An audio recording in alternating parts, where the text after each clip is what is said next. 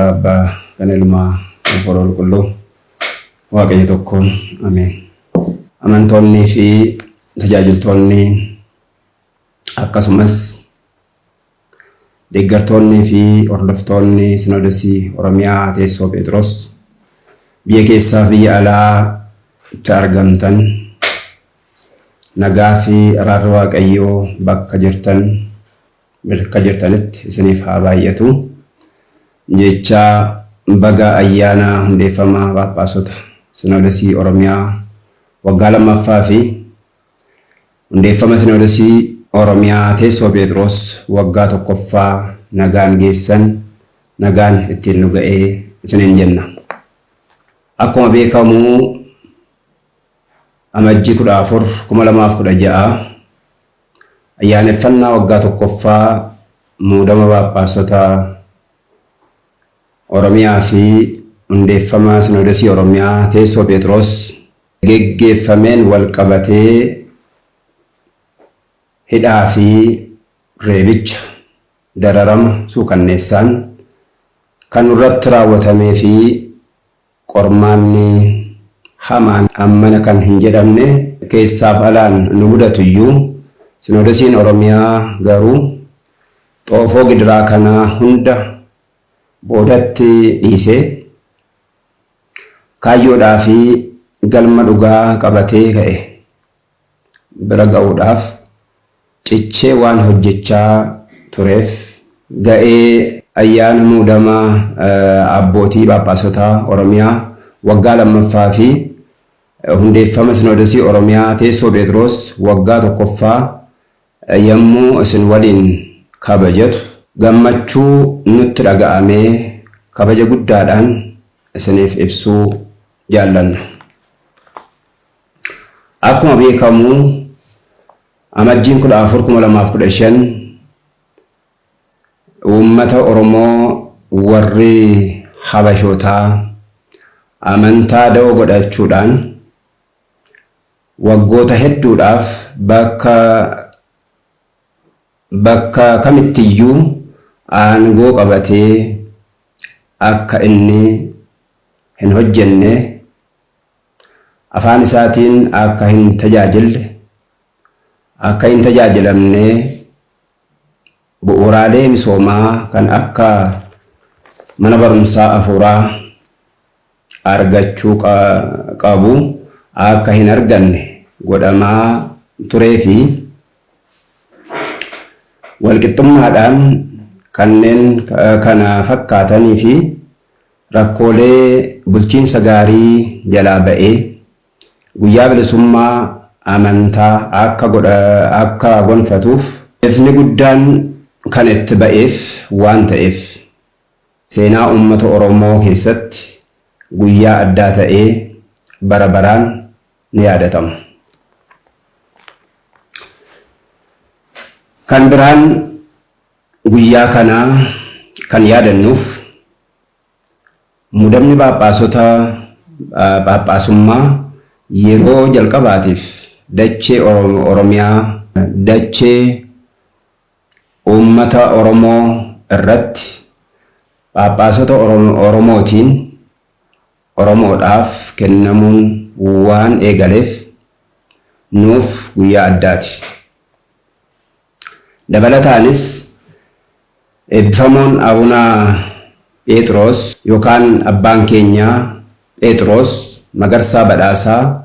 eebbi isaanii nurra haa buluuti. Saba isaaniitiif biyya isaaniitiif aarsaa kaffalanii aarsaa ta'uudhaan biyya kana keessatti marcumni yookaan teessumni qabachuun waan irra jiraatuuf guyyaa kanaa jaalalaa fi kabaja isaaniif qabnuuf jecha Sinoodosii Oromiyaa Teessoo Phexros jennee yookaan jedhamee moggaafamuun isaa guyyicha adda taasisa. Kan biraan Abbaan Rufaa'el lixa Wallaggaa qellem Wallaggaa irratti lubootaa fi diyaaqonoota afaan Oromootiin tajaajilan walitti qabanii yoo afaan oromootiin qaddastan haati manaa keessan saree haa dhaltu. Kan dhalate isiniif hin guddatin, kan facaastan isiniif hin biqilin. Silxaanni Phexros abidda ta'ee isin haa gubu jedhanii abaaranii waan turaniif afaan raajicha Naahimiyaatiin Waaqayyo keenya abaarsicha gara eebbaatti nuuf geeddareera jedhee akkuma dubbate macaafa Naahimiyaa 13:2 akkuma jedhe guyyaa kana Sinodosiin Oromiyaa hundaa'uu isaatiin abaarsi uummata keenya irraa ka'ee eebbatti waan jijjiirameef warra faallaa keenyaatiif naasuu ta'ee uffata gaddaa yoo itti uwwise iyyuu uummata keenyaaf garuu guyyaa eebbaa fi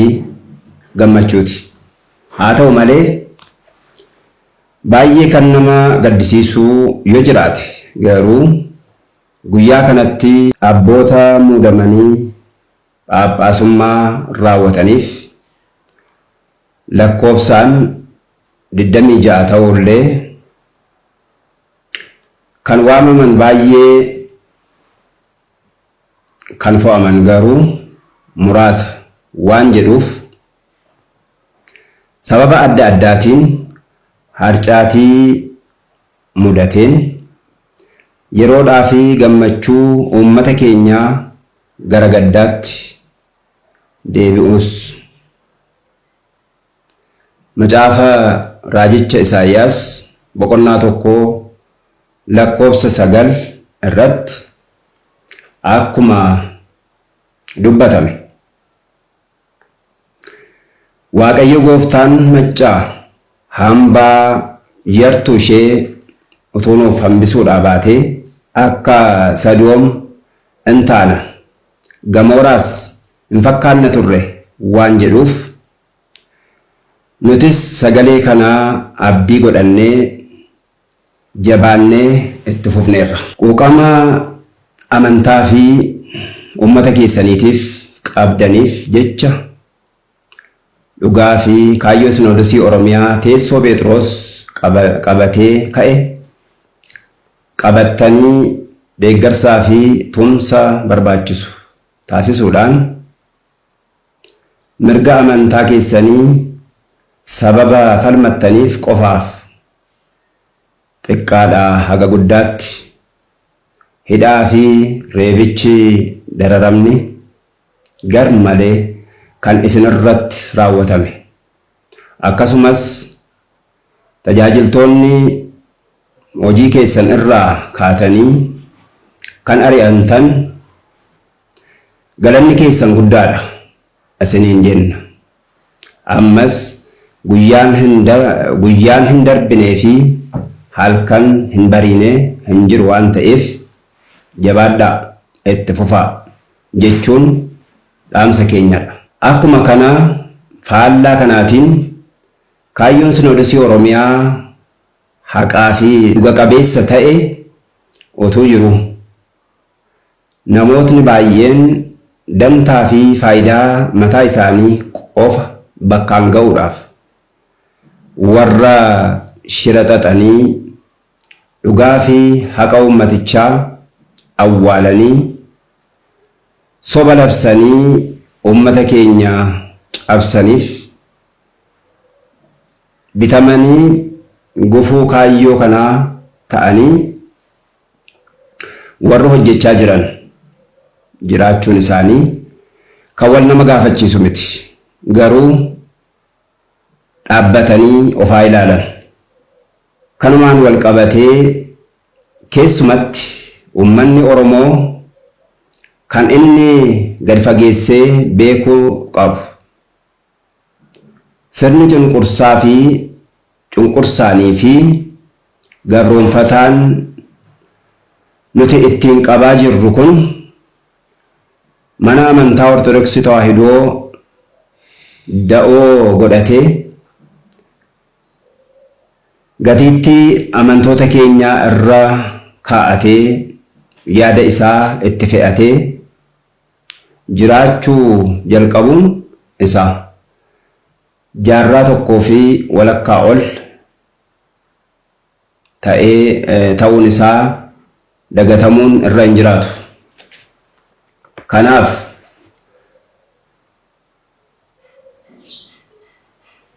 rakkoodhaa fi bittaa hadhaawaa bara dheeraadhaaf hidda gadi fageeffatee nurratti dagaagee ture. Kana haaluma tokkoon yeroo gabaabaa keessatti ofirraa kaasnee bilisummaa amantaa gonfachuun hammam akka rakkisaa ta'ee fi yeroo fudhachuus akka danda'u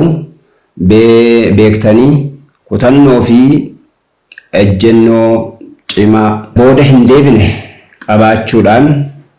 faayidaa fi taayitaa mirga amantoota keenyaa dura goruu fi olola sobaa ergama warra biraa irraa of qusattanii tokkummaa keessan jarri sababa adda addaatiin diigan deebistanii ijaaruudhaan abdii kutannaa tokko malee dhaabbattanii akka itti fuftan dhaamsa abbummaa keenyaa isiniif dabarsina. Akkuma armaan olitti caqasuuf yaadame Sinoodosiin Oromiyaa Teessoo Phexros qormaata hedduu keessummeessee hojiiwwan lafarratti argaman hojjechaa kaayyoo isaatti cichee galma kutannoodhaan ka'eef bira ga'uudhaaf tattaaffii irra kan jiru yommuu ta'u, gara fuulduraatti hojii bal'aan kan irraa eegamu ta'uu isaa hubattanii tumsa barbaachisaa gochuudhaan cina akka dhaabbattan waamicha keenya isiniif dhiyeessina. Gara xumuraatti yaadachiisa. Qulqullichi Phaawulos ergaa isaatiin akkuma dubbate hundumtuu seeraaf sirnaan haa ta'u akkuma jedhu Sinoodosiin Oromiyaa Teessoo Phexros seeraa fi sirna mataa isaatiin kan buluu fi kan socho'u jijjiiramaafis kan hojjetu waan ta'eef namootni dhuunfaa aangoof olaantummaa barbaadanii dantaa fi faayidaa isaanii qofa irratti kan xiyyeeffatan Sinoodosii Oromiyaa Teessoo Phexros keessatti bakka hin qabaatan. 2. Ammas taanaan qajeelfamaa fi murtoo Sinoodosii Oromiyaatiin kan hin hoogganamne maqaballeessii adda addaatiin olola sobaa qindeeffatee ololuudhaan Sinoodosii kana diiguudhaaf halkaniif guyyaa shira xaxee hojjechaa kan jiru miseensota Sinoodosii Oromiyaa waliin tokkummaa fi waliigaltee utuu hin qabaatin Sinoodosii Oromiyaa Teessoo Phexros bakka bu'uu waan hin dandeenyeef maqaa kana qabatee walgayii kamiyyuu geggeessuu, ibsa laachuu, ergaa dabarsuu, leenjiitu jira jechuu, sochii kamiyyuu gochuu kan hin dandeenye ta'uu isaa isin yaadachiisna. 3. Biyya alaas ta'ee biyya keessatti beekamtii fi eeyyama Sinoodosii Oromiyaa Teessoo Phexros utuu hin qabaatin ofiin wal ijaaree of muudee aan koree Sinoodosii Oromiyaati ofiin jechaa yookaan jedhee kan of waamu kamiyyuu fudhatama qabaachuu hin danda'u. 4. Bu'uura Sadaasa 6/2017 bakka miseensonni Sinoodosii Oromiyaa guutummaadhaan argamanitti filannoon koree bakka wal jijjiirraa godhameen geggeessaa fi hoggansa mataa isaa waan qabuuf qajeelfamnii fi ergamni darbu yoo jiraate karaa hoggansa kanaa qofaadhaan kan darbu ta'uu isin cimsinee isin beeksifna. Kanaaf tajaajiltoonnii fi amantoonni deeggartoota Sinoodosii Oromiyaa biyya keessaaf biyya alaa jirtan kana hubattanii mamii tokko malee kutannoo cimaadhaan ga'ee isinirraa barbaachisu gumaachitanii Sinoodosii keessan Sinoodosii Oromiyaa teessoo Phexros qofa akka dhaggeeffattaniif cina isaa akka dhaabbattan waamicha abbummaa keenya isiniif dhiyeessina. Waaqayyoo biyya keenyaaf uummata keenya nuuf haa eegu. Sinoodosii Oromiyaa teessoo Phexros irraa amajjii 14/2017 Finfinnee Oromiyaa.